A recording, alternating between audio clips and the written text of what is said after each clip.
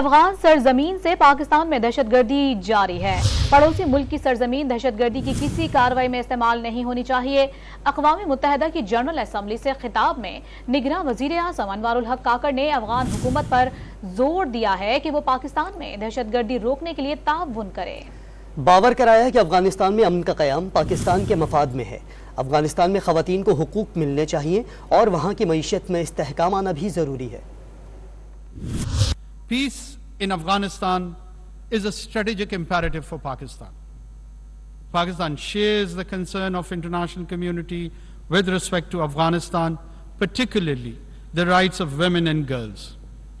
Yet we advocate continued humanitarian assistance to a destitute Afghan population in which Afghan girls and women are the most vulnerable, as well as revival of the Afghan economy and implementation of the connectivity projects with Central Asia.